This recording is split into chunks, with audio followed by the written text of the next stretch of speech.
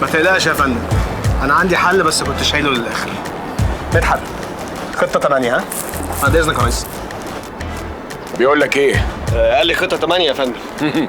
هل يعني فلح في السبعه اللي قبلهم؟ الاخبار عندك ازاي يا بيرم؟ الوضع عندي زي الزفت يا دكتور. الرجل العنابي ما جاش لحد دلوقتي وانا شاكك انه ممكن ما يلحقش القنبله. ده يبقى بيتنا اتخرب وبيت اهالينا كمان يا بيرم. اللي عايز اعرفه منك دلوقتي ايه مدى خطوره القنابل الجرثوميه وتركيبها كيميائي عامل ازاي؟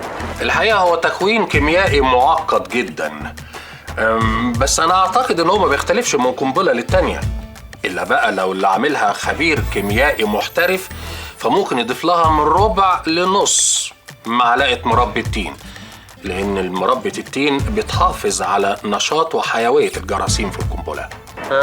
ولو مش محترف؟ لو مش محترف بقى ممكن يضيف لها معلقه مربى جزر بالبرتقال، لانها بتدي تقريبا نفس النتيجه. معنى كده ان المخلل ممكن يبطل مفعول القنبله؟ الجزر انما للاسف اللفت لا. الجزر واللفت لا، الجزر واللفت لا. كلامنا كده يا دكتور ان احنا لازم نخلل نهر النيل بالكامل من الحبشه لحد البحر المتوسط، وده طبعا مستحيل في الوقت الراهن. انا معاك، بس لو قدرت تركز اكبر كميه من المخلل وتحطها في المكان اللي هيترمي فيها القنبله، ده هيبطل مفعولها او على الاقل هيبطئه.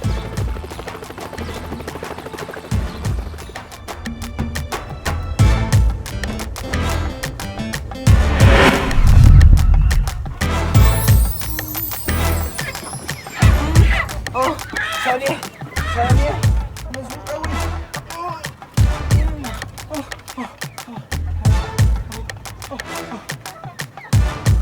ايه ده؟ ايه يا وليه انت مجنونه ولا ايه؟ وقعت يا حلو ومحدش سمع عليك. بقيت فاطمه بقيت مظبوطه. انت يا وليه انت؟ ايه؟ هنقول هوبا استعداد، هننط في الميه ها؟ بتعمل ايه يا تيسير؟ هم دول اللي هيلحقوا القنبله؟ يا فندم دول براعم نادي الشمس تحت 12 سنه. الولاد قلعوا ونزلوا الميه، ابطال الجمهوريه حره وفراشه، ودول بنات الباليه المائي بيعملوا تشكيلات يا فندم رائعه.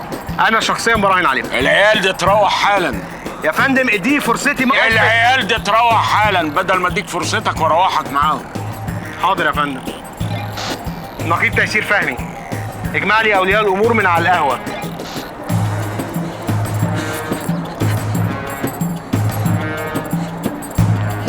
بيرم، انت بتعمل ايه هنا؟ انا جاي اشارك زي اي مواطن مصري بيحب البلد دي. اصيل يا بيرم.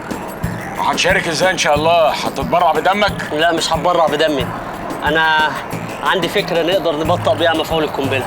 وهتبطلها لحد امتى؟ لحد ما الفرج يجي لنا من فوق، بس على الله ما يتاخرش اكتر من كده. هو مين اللي ما تاخرش؟ الفرج.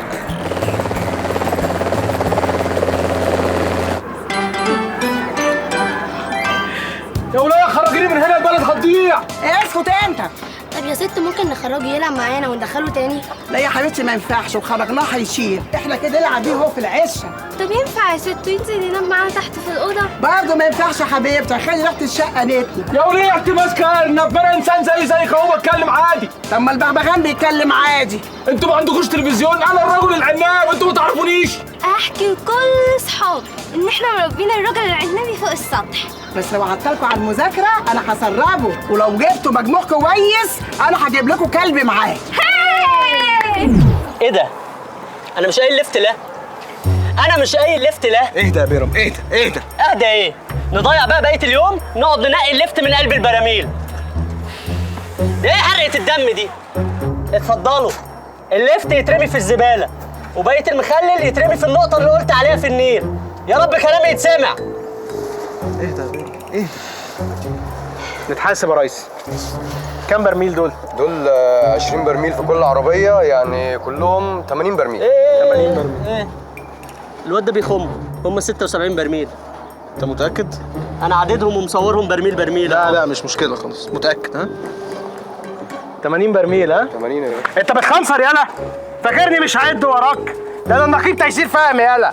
والله ابدا يا باشا، وانا هخنصر ليه؟ الحاجة دي اصلا مدفوع حسابها، والحاج التابع قال لنا محدش ياخد فلوس من حد، وقال لنا لو ما وقفتوش جنب مصر دلوقتي هتقفوا جنبيها امتى؟ يا بختك بولادك يا مصر. يا بختك بولادك. صحيح ام الدنيا. استنى. بص بقى دي حاجه. لا لا لا والله العظيم العيال والله مش العظيم ليك، ما ينفع يا العيال. باشا، الحاج التبعي يروحني فيها والله ما ماشي ينفع. ماشي. السلام عليكم. متشكرين يا اسطى، وسلم لنا على الحاج بشير التبعي قوي. يوصل يا باشا. بقول لك يا ريس، كان في 2 طعميه و2 بطاطس طحينه بس. موجودين يا ريس، لا مؤاخذه. موجودين. اتفضل يا باشا. شكرا يا باشا. العفو. تعالى كل بقى يا ابويا. يلا. انا هوريكم تاكلوه ازاي، وبعد كده انتوا تاكلوه بنفسكم.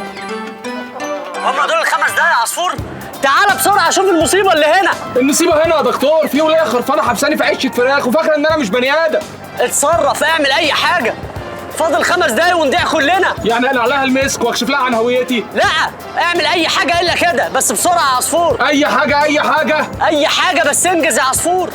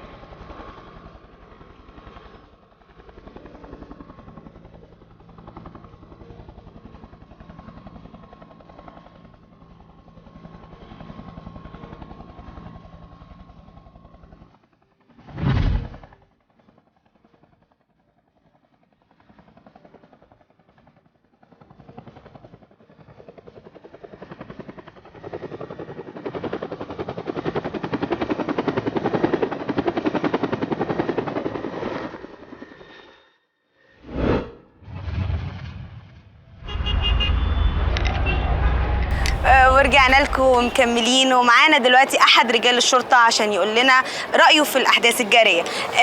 الاستاذ ابص فين الاول؟ اهي.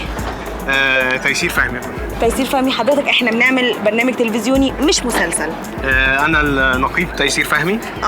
وطبعا النهارده كنا على شفا كارثه مروعه، والحمد لله قدرنا ان احنا نقبض على الحوفي والعقرب اللي مشرف اهو قدامكم، والحمد لله اليوم عدى على خير الحمد لله رب. طب وهل تدخل الرجل العنابي في الانقاذ هل ده يؤثر على دور رجال الشرطه في مصر النهارده؟ لا يا فندم خالص، يعني الشرطه بخير طبعا وزي الفل، بس هتندهشي يا انسه سلوى. سلمى حضرتك. هتندهش يا انسه سلمى لما تعرفي ان وانا رجل شرطه ابلغت بنفسي عن الكارثه لوسائل الاعلام، وان انا اللي نشدت في التلفزيونات تدخل الرجل العنابي لانقاذ البلد، لان انا في وقت من الاوقات حسيت ان فعلا الكارثه اكبر من امكانياتنا كجهاز شرطه. طيب نشكر حضرتك. اعرف هيتذاع امتى بس؟ طب نشكر حضرتك بعد